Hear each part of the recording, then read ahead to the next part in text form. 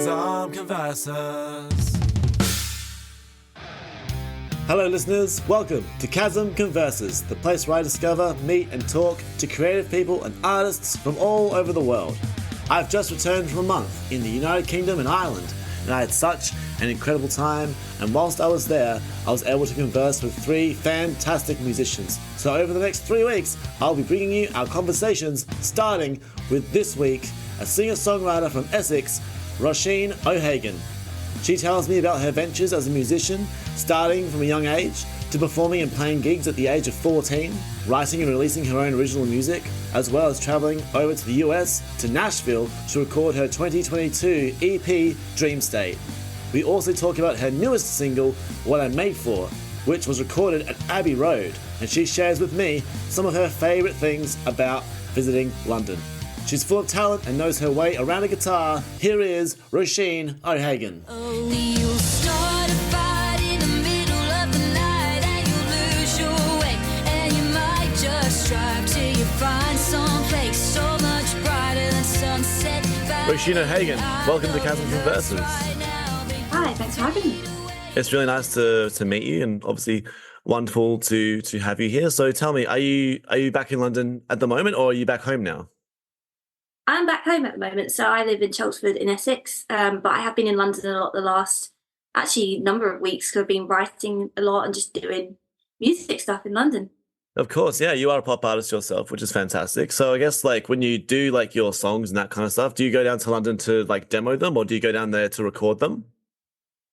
A bit of everything. So recently I've been writing quite a lot with songwriters / producers that seem to be based around the London area or just outside of or whatever. So I've been writing quite a lot with one particular one that lives in southeast London recently. So I've also recorded quite a bit in London last year as well. So all sorts. That's so cool. I really enjoy that. Especially because obviously living quite far, I guess in Essex, being able to go down to the big apple of London to record your music and that kind of stuff. That must be really exciting to be you get on the train. I guess you get on the train, right? And you come all the way down, all your staff, you're hell yeah, I'm going to go record in the big spot rather than just staying at home or going to a studio that's a bit closer to sort of where you live. I guess that must give you a bit of a thrill, right? To be able to go down and do that. I love it. One of the things I've always loved about doing music full stop is that you get to go to places for it rather than just be at home, if that makes sense. 100%. And for me, luckily, it's actually not that far. It's half an hour on a train and I'm in central London. So yeah. In where I'm from in Adelaide, South Australia, obviously it's a completely different place. But the city's not too far from kind of most sort of spots, I suppose, around the suburban area. So it doesn't take too long to kind of get in there to record. And I think most studios in Adelaide are around sort of that central area. There's a few sort of out in the hills and that kind of thing. But I think I would also myself would love to. I did vocals for a song last year that was in London, actually, way back. Oh, yeah. And I've had that same kind of surge of just I really enjoy this. This is exciting. And so I'd love to ask you, because obviously, singer-songwriter, based in London, or based in England, obviously, in Essex. How did you sort of know that you wanted to be a singer-songwriter? Was it something that you sort of learned from a young age where you're I want to do this, or did you kind of fall into a bit later on as you started to get older? It was definitely something from a very young age. Music has always felt very natural for me to do, full stop. Mm-hmm. So I grew up basically being played a lot of really great music by my parents. My parents are really big music lovers. So my dad's absolute hero is Bruce Springsteen. Oh, so nice. I get played a lot of Counting Crows, a lot of Fleetwood Mac, Tom Petty, Alanis Morissette, all these proper Beautiful. pop rock, just great writing sort of artists, So I grew up listening to a lot of that and also being taken to a lot of live music and things, especially more folky artists on the UK scene like Seth Lakeman and Kate Rusby. Mm-hmm. And around 11, 12 years old, I was going with my parents a lot to different things they were doing with a small band they had with some friends, which they were doing mostly for fun because they loved music so much that they wanted to start trying to create some of their own. And my mum's a good singer, and my dad played a bit of bass and a bit of acoustic guitar. They had a couple other people in the band that were good friends of theirs as well that played instruments. And they would like basically create original songs together and started going to the studio where local producers started to record their stuff, and I would go along with them at sort of 10, 11 years old and sit in the corner, probably drawing or reading or whatever, but like taking it in. And a little bit after that, so maybe 11, 12-ish, I discovered Taylor Swift's first 2 albums. And I bought them in HMV on a random day, and then listened to them both back to back on a car journey somewhere with my family on a little portable CD player, you know, the little round. Oh, yep. I remember them so well. Like she would try, this is a tangent, but like we would take like little trips to like to Marion Bay or like the seaside or whatever, like late Christmas or whatever it is, like for a holiday. And yeah, me and my brother would be in the back seat with one of those big sort of portable CD things, and all the CDs that we'd be playing were ones that we burnt, like with just different songs that we had. Usually you get like maybe 17, 18 tracks on a CD if you were lucky. And yeah, we just like take turns and like listening to the thing and passing it around and stuff. I love that you had the same thing. Yeah, literally. So I was like started listening to the first 2 Taylor Swift albums on this little portable CD player on one of those car journeys you said. And I remember just like finishing them and being like, whoa, what did I just listen to? Like that was I knew I liked music from my parents exposing me to a lot of great music, but like listening to those 2 albums from Taylor Swift, I was like, I want to do what she's doing. So pretty much from there, I started to try and like write my own lyrics and like scribble lyrics on bits of paper and try and memorize bits of melodies. And I was very shy at that sort of age, so I wasn't really telling anyone I was doing that. And my parents didn't know. And then about a year later, I kind of got the courage to ask my dad to show me a few chords on the guitar, because we've always had quite a few guitars lying around our house. So we did that. And pretty much the same day he did that, I went and wrote my first song along to like playing guitar. Oh, wow. Awesome. Yeah, I pretty much never stopped from there. And then sort of 14, I started doing some open mics and performing on stages for the first time. Wow, at 14. My teen years kind of just gigging everywhere I could locally, and that then started to extend to like London and other cities and counties around England. That's incredible. Just needed to do, you know? Yeah, absolutely. No, I love the fact, especially because, I mean, obviously, you know, a lot of us are sort of, we grow up with the music that our parents like show us and that kind of thing. And I love the fact that, you know, you had so many different influences from them, as well as themselves also writing music together. And then like, you know, one day you found that artist that was your artist, you know what I mean? And you're like, oh, this is mine. And that becomes like your thing. And then that builds onto like the artist that you really like. And that sort of turns into your own music in a way. It has that influence on your own music. So I like how you worded that. I like how you sort of, explained that story so well, to the point where that all became very, very clear in the end, which was awesome. But no, that's I really enjoy that. And so I guess when it came to like like when it came to playing songs live and stuff, you said you started gigging when you were 14. It's an incredibly young age to start gigging. Very, very impressive. How did that kind of go? Because obviously if you're doing open mic nights and that stuff around pubs and that kind of a scene, and you're obviously underage, like you're younger, how did you sort of feel being in that situation, like being able to play to different, like a whole lot of different people in an environment which, like, you know, is a bit like, I'm not quite able to do everything that everyone else in this room is doing right now, but like I'm still being exposed to that same environment. Yeah, I remember it being very nerve-wracking at that age. And I remember starting off with like very small like performances. So for instance, one of the first ever things I did on an actual stage was a local musician I saw at a local venue to me at the time invited me to come and sing a cover of Carole King's You've Got a Friend on stage with him while I played piano.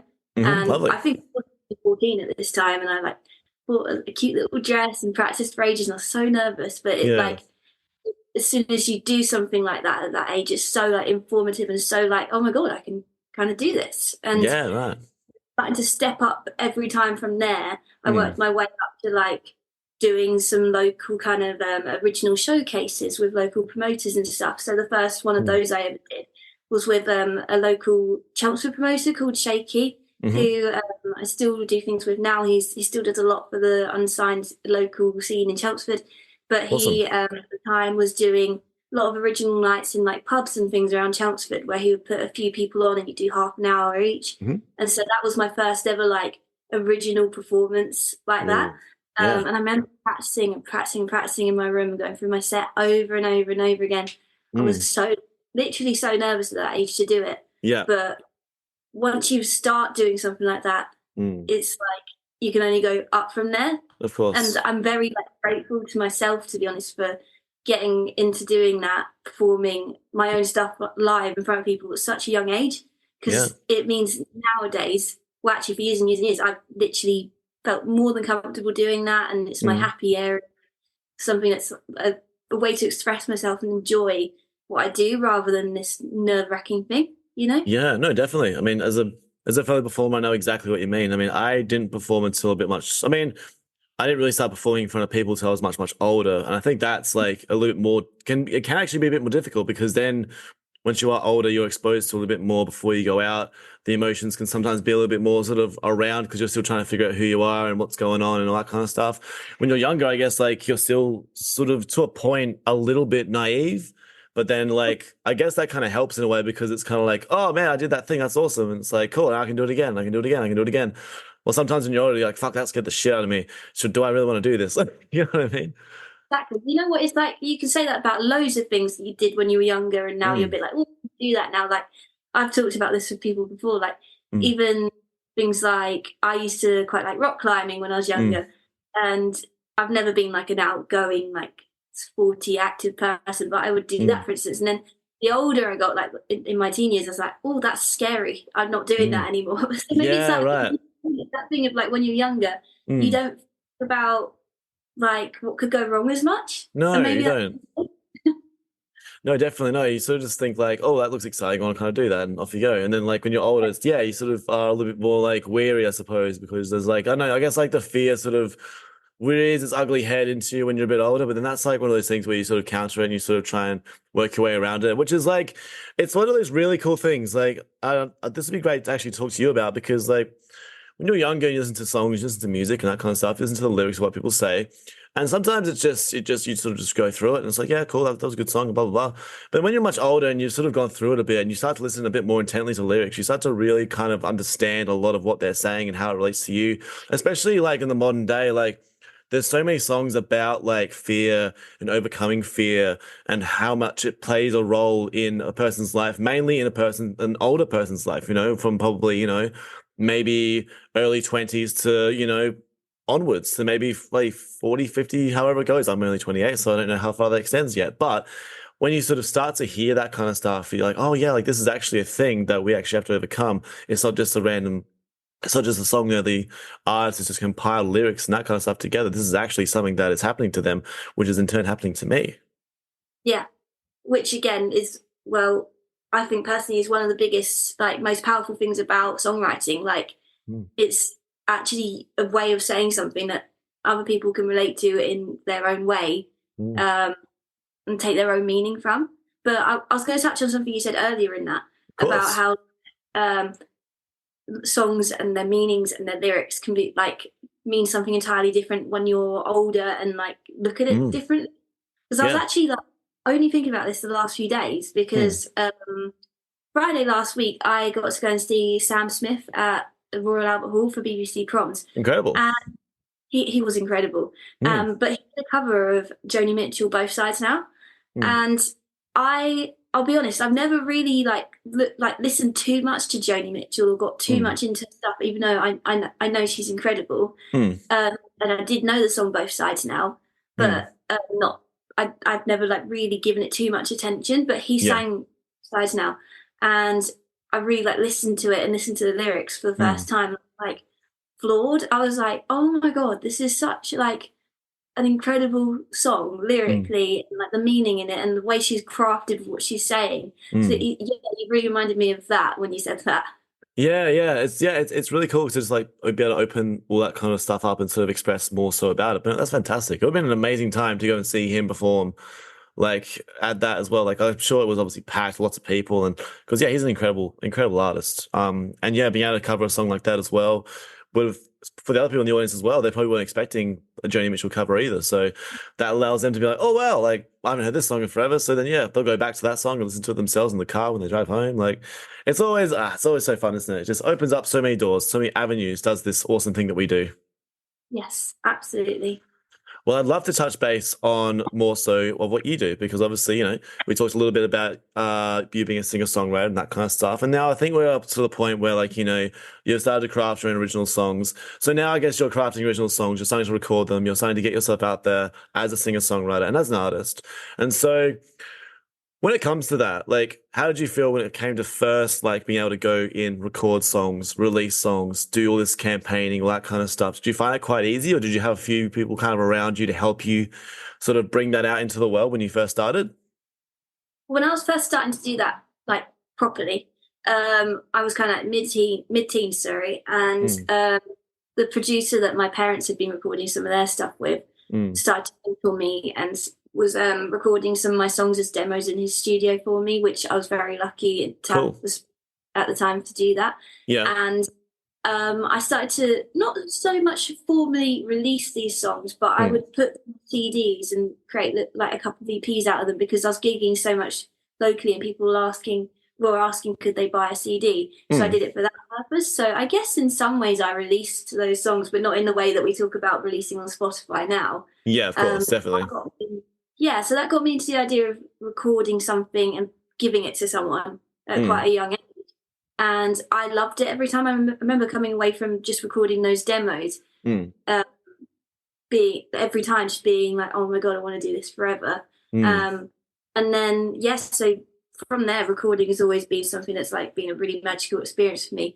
And the releasing part is exciting as well, but I always find it really nerve-wracking, especially nowadays. It's all about social media essentially, and navigating it through that, and TikTok. And I'm the first to admit I'm not the biggest fan of TikTok as a platform. Like, no, neither am I.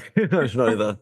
I have it, but it's like I very rarely release sort of stuff on it. It's just like maybe I'll do like one reel from a podcasting or something like that, but it's not something that I'm on. Like, I don't like flick through videos and watch that kind of stuff. I'll literally just post one thing of my own, and then that's basically about it for like a week, and then I won't touch it, because I'm just like, I see, like, when you see people who do like that kind of stuff and how much time they spend around it, you're kind of like, man, this is actually a bit dangerous. I would prefer not to be like on this thing where it's just a video after a video after a video after a video. It's like, man, that must not be good for you. There's something about it that just, I don't know, it irks me a little bit, right? I agree. And it's, don't get me wrong, as an artist, I'm grateful to have it as another tool to promote and market my music, and I do use it. But like you, I do that. I post and I go. I don't scroll. Don't stick around. I don't stick around.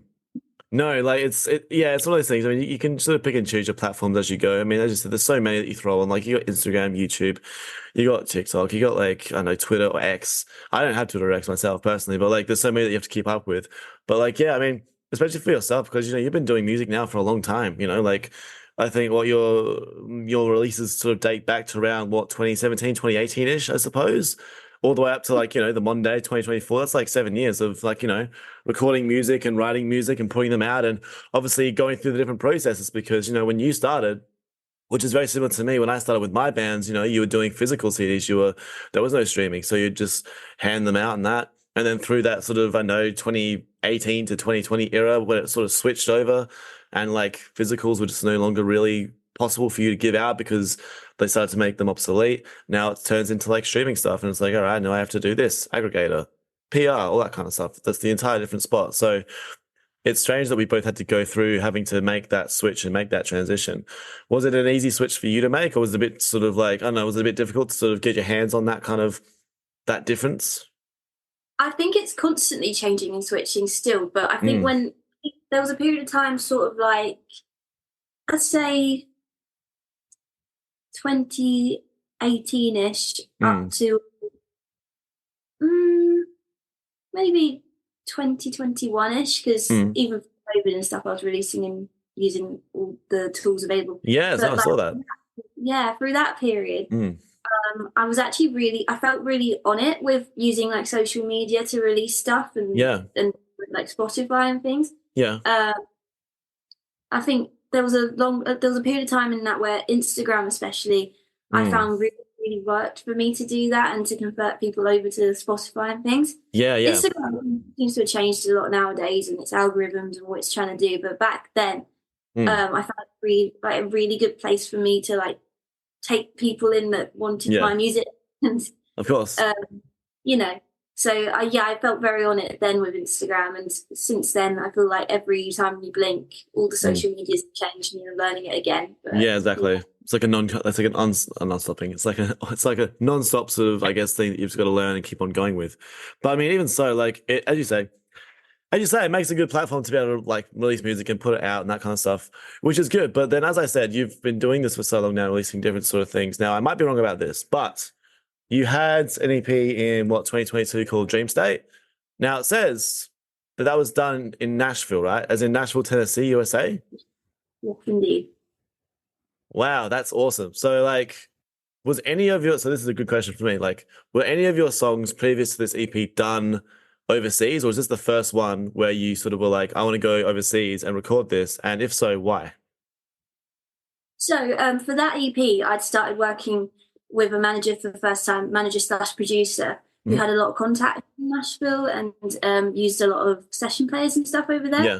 So I started recording for that particular EP, using a lot of the guys over there. So the like one staple person that's been on a lot of my tracks the last kind of like 2.5 years is a guitarist called Tim Galloway, who's Nashville-based like top session player, like literally won like guitarist of the year at the Academy of Country Music Awards, like just gone. He's so good, and and so I started using him through working with the manager producer I was working with, and a lot of the time at first I was writing each song and we were sending it to Nashville for them, him and the other guys to like put their tracks on and send them back, and then basically April 2022 I went over to Nashville for a writing trip, mainly writing, but I did a bit of recording as well. Surely. So I met up with all the guys, including Tim, that had been playing all my tracks, and I'd only ever like spoken to them on email or phone or whatever. Yeah. And we had a couple of days in one of their studios where we worked on a couple of songs specifically, and I recorded some of the vocals in Nashville for it as well. So yeah, it is pretty much all like Nashville recorded. Wow. But it was over a period of time, and I was really like lucky to get to go there and actually like record my vocals on it and like meet everyone. Of course, that's fantastic. So were you much of a traveler before that? Have you gone like overseas, I guess, before for holidays or that kind of thing? Have you ever been to America at that point? Yeah, I've been to Nashville, not Nashville. Well, I had been to Nashville before that, but I'd been to America a few times before that as well on like trips, because my family at the time were really like fascinated with like traveling America. Really? And I don't know why, we always talked about it as a family as it being like a really cool place to go and see. And so over a few years before the Nashville trip for music, me and my family were on 2 different trips there, and we went to Nashville once, we went to New York, Washington, LA. Cool. I went to Arizona later on than that, but I've been to lots of places in the USA, luckily. Cool. Really fascinating place. Yeah, sweet. I mean, I want to go. I'm hoping to go there next year for the first time, because I haven't been to the USA yet. It's very far from Australia. Obviously, when you're over here, it's much, much closer. So, like, there's always a good spot there. But no, I am looking to possibly do a trip over there next year, because I would like to go to one of those big music festivals where, like, because I'm a bit of a heavier, I like obviously your style of music and like the pop stuff and that kind of thing, but I'm also a heavier musician. I sing will sing and scream in my own metal band. But there's plenty of American artists and like hard rock artists that don't sort of go overseas or travel too far toward Australia, that kind of stuff. It's more so they just sort of sit in America. So it's kind of like, I would love to go to a big sort of rock festival or metal festival where I can see some of the bands that I'm probably not going to be able to see unless I go to that place. So that's something that I'm kind of playing for. But I mean, when it comes to America, like, I am pretty in the dark about most places. I know some places because, I watch wrestling and half of them are from there. So, they get announced as being from certain places. I'm like, oh, I don't know where it is, but like, I'm familiar with the name. So like, where would you suggest is a wonderful place to go to in America? Or what's like your favorite place that you've been to in America? I'm going to mention a few places, I think, because they're all so different. Like Yeah. that's the one reason I'm so fascinated by America. Everywhere you go is different. Cool. So New York, obviously, it's really cool, really fun. But the one thing about it is like it's somewhat similar to London. If you London, it's the closest thing to it. Sure. But bigger. And then Nashville, if you're super into music like us, is just like an over. It's like a lot of it's gimmicky. Like you got to do Broadway and stuff. You have to do it, but once you've done it, you've done it. You know? Cool. Awesome. But just like as a musician, especially like trying to go there and just even get a few writes in with people and stuff. That's really worthwhile. And Fantastic. then the third place I would mention. These are just places I've been to. Yeah. The third place is Arizona. It's just beautiful. Absolutely beautiful. I went to Arizona for a few days after my music trip in Nashville and shot a lot of the artwork for that EP there while I was there and stuff. And I was mainly in an area called Cave Creek, which is quite like a oldie sort of like old town westernish sort of area. Okay, cool. Very mountainous, lots of like mountainous hikes and stuff. Sweet. Beautiful place. It felt like a different planet to like chunks where I am. So surely I'd say so. No, that sounds amazing. No, I'm very keen to go there and explore. So no, I really appreciate you giving me those places. I will write them down, and I also will go back and remember them as well when I listen to this episode back to make sure that it's all good before I put it out. I'd love to move on to your most recent single that you put out not too long ago now. And so when it came to this single, is this one that you recorded in London and now you've sort of like released it, or did you sort of record this somewhere else? So what I made for is actually it was a song I wrote just before Christmas, I think. It was just because it was one of the quickest turnarounds of a song I've ever done. I wrote it was one of those written in like a half an hour thing, like it just fell out. And then I had the chance to record it very quickly as well, because in January I had a session at Abbey Road in London where I was actually I was actually there as a vocalist for someone else, which was really cool. I was being paid basically to be a singer on a songwriter's track. Perfect. And I was the featured vocalist because they're not a singer, and they wanted to use it as like as part of a sync library and stuff. But they had like a whole day booked in one of the studios at Abbey Road, and they were like, they hired out a gospel choir to come and sing backing and things. Oh wow! And basically there was 2 or 3 hours in the middle of that day where like I'd done all my main vocal, and we were waiting for the choir to get there later on. And so the songwriter basically had said, as part of the fee, would I like to just use the facilities like to record my own stuff? And I was like, yes. So we'd already had like quite a lot of the instrumentation recorded for what I made for it at this point. And so I used that couple of hours slot to do the main vocal for it at Abbey Road. And I actually got to use a couple of the gospel choir singers as well, so you can hear them. And that was so cool. So yeah, that was like a really quick turnaround song for me, and got to record at Abbey Road. Yeah, that's incredible. Like that would have been an amazing time going to those that studio and being able to record that thing. All these people, like, yeah, holy shit, that's sick. What I'd love to know what the song is. Like, what is the song about? Like, what did you sort of write it about? It's basically my love of love, love for love. Your love for love. Yeah, like Fantastic. I write a lot of love and about like a lot of toxic love and like obsessive love, that kind of thing. That's been writing recently, for good or for bad. And it was basically in some ways like poking fun at myself a little bit as well, just being like, that's me, you know, I love love, it's people, you know. Yeah, of course. That's fantastic. I mean, I did find it like a bit more of a stripped back kind of song, which I really liked. I enjoyed like it's that kind of a tendency about it, because I listened to what was it, Midnight Indigo, that one. Yeah, and that one, I mean, when I first heard like the introduction to that one, I was like, oh, this sounds very Coldplay-ish. And then like it jumped into like, you know, the start, and I was like, okay, now it's a little bit more sort of Taylor Swifty. So it's quite nice how these two have sort of paired off together. But no, that was a bit more like There's a bit more thickness and around that song, but I liked the transition how both those songs told like a different story in their own way, but it still really suited the genre that you're going for and still really made it your own. So I really enjoyed that. I'd love to know a little bit more about Midnight Indigo actually. So like, where'd you do that one?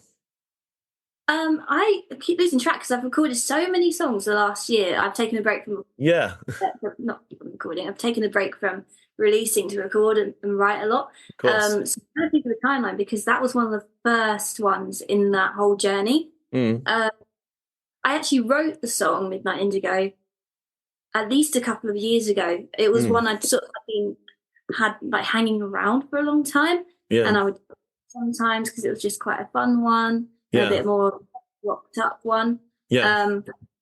And when it came to releasing like these songs again, I was doing it deliberately to be like dropping the country label that I used to have.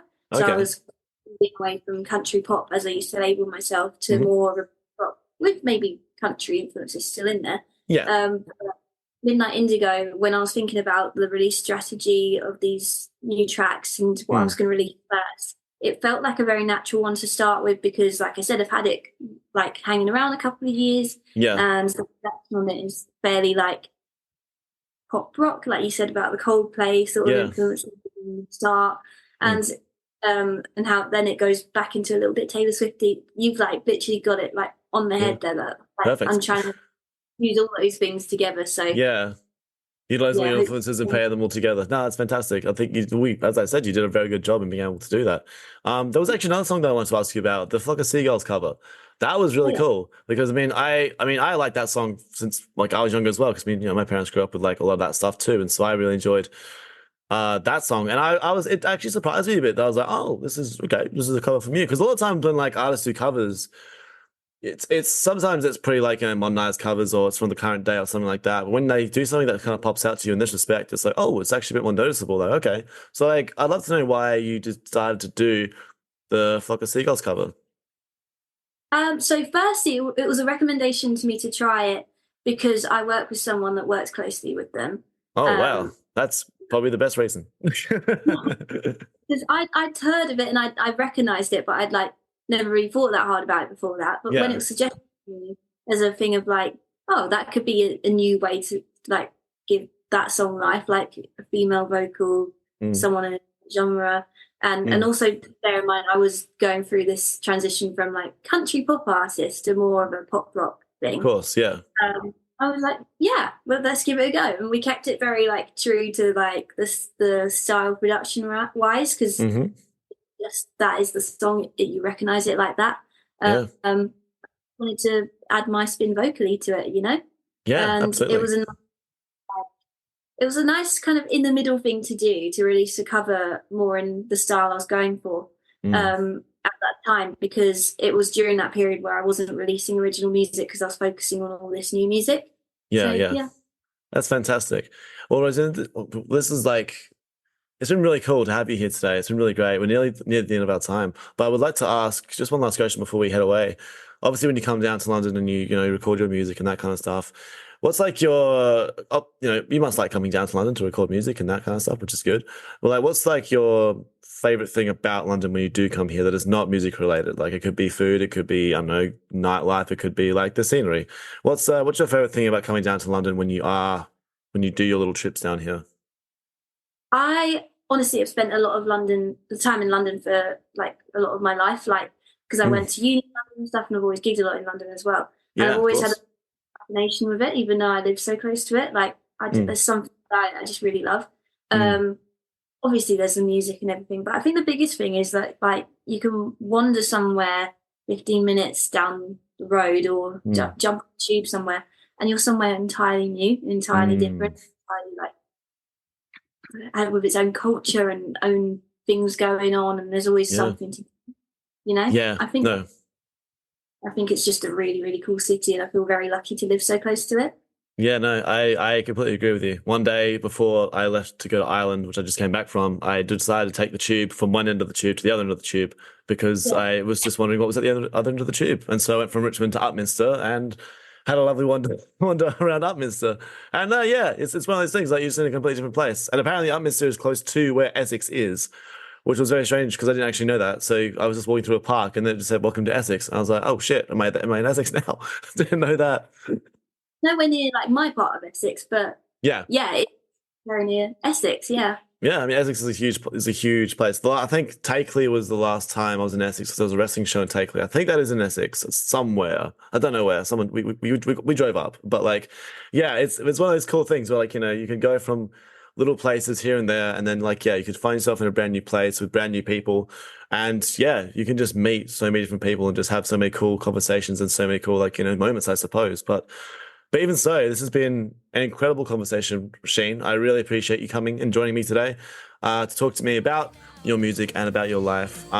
So all of my listeners, please do listen to her music, do follow her musical journey. I mean, as I said, you've just been in Lewisham in London recording new music, so there's plenty more to come from your end. So I think my fans and a lot of your fans have a lot to look forward to, and obviously you have lots to look forward to as well in having to, you know, compile these songs and put your little spin on them to be able to release them out to the entire people, to the world. So, but no, even so, thank you so much for joining me, and I wish you the best in the rest of your musical journey. Well, thank you so much for having me. It's been really great to chat. It's been a really nice conversation.